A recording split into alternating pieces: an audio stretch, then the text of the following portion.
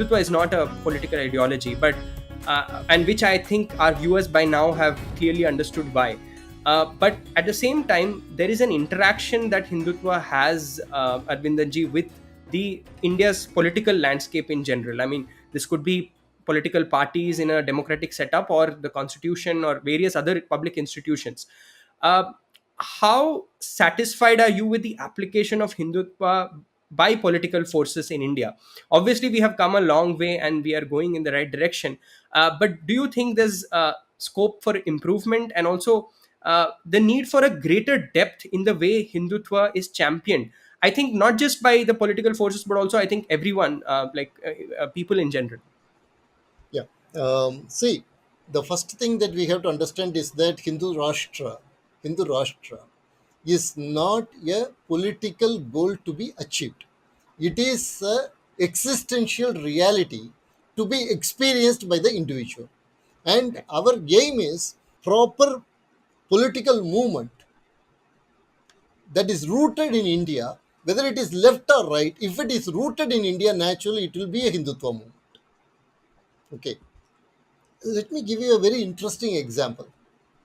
In Tamil Nadu, you have some very prominent communist leaders, okay, who are known for their simplicity and their honesty. Okay. One B. Ramamurthy is there, and there was also another one, Nalakan. Interestingly, they come from a Vaishnavite background. Okay. So I have always wondered about this, and I think it is because of the egalitarian nature of Sri Vaishnavism that these people got, in a misguided way, they got attracted to Marxism. They had Sri Vaishnavism, they had the impulse of Sri Vaishnavism, and then they thought that Marxism would help them to achieve this, and so they went and they became Marxists, and then they became apologists for whatever Marxism was doing. Okay, so here is an example of how even a person who becomes a Marxist because of Sri Vaishnavism. Okay, Eknath Ranade, Sri Eknath Ranade, who was the founder of Vivekananda Rock Memorial and Vivekananda Kendra, he used to go and meet politicians across the political spectrum, not just Jansangh, Congress, Communists, everybody, even Dravidian parties, he used to meet. And he used to seek their support for building of this Vivekananda Rock Memorial. Okay. What Mananiya Sri Eknathji told was very important for us, because he said that whatever may be the political affiliation, you scratch enough, you will find Hindutva. You will find the Hindu nature in everyone. When we need to appeal to that Hindu nature, ultimately we need to appeal to that Hindu nature. That is true. So we have to make sure that Hindutva is not a particular ideology of a particular political party. It is the substratum in which the left and right has to emerge. Whether it is a leftist or rightist, it has to emerge from there. For example, you take Datopan Tengediji.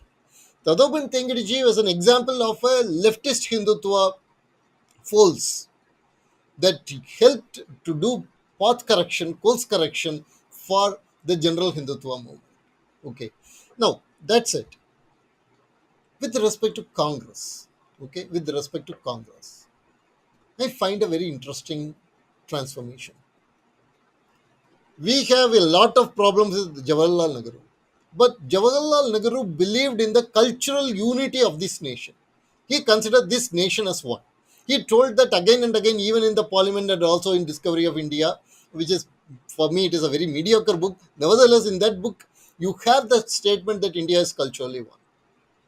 But today, you look at Congress, Congress has rejected that. Congress has rejected that position of Pandit Jawaharlal Nehru. And in this book, I have also quoted one important aspect, that when the Indochina war came, to point out that the territories that the China were claiming as their own as our territory, Jawaharlal Nehru government filed a reply.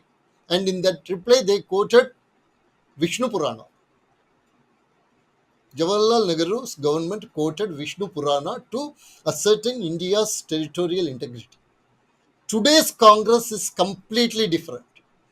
Today's Congress is headed by a particular leadership that believes that they are the Constantines of India. Okay? They think that their primary aim is to destroy Hinduism. So Congress itself, it doesn't care about its political fortunes. This is something that we have to understand. Congress is against Hinduism not because it will get political gains. Congress is committed to the destruction of Hinduism today. At least the Congress top leadership, the first family of Congress, I would say, is committed to the destruction of Hinduism. And they don't care about their political fortunes in that. So, this anti Hindutva, anti civilization, anti Indian civilizational force has captured the main opposition of India. The result of this is that every vote has a civilizational consequence. Okay, every vote for Congress has become vote against India's very existence. So this has to change. Congress has to be brought back into Hindutva.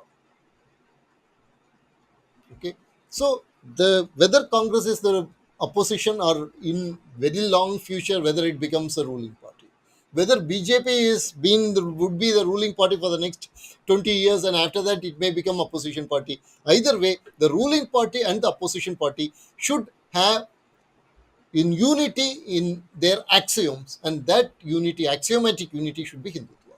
That is how I see it.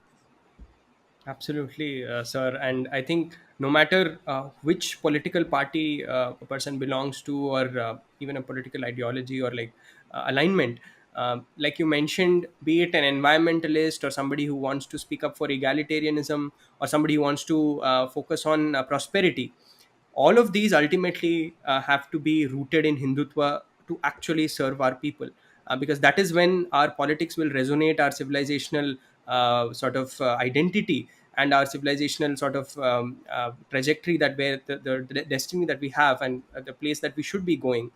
That will only happen, I think, like you mentioned, when all of these different ideas are rooted in the Hindutva worldview.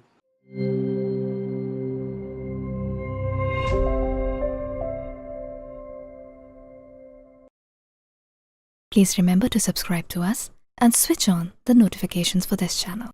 For our other social media links, more content, and to support our work, please visit citti.net. Dhanyavad. Namaskar.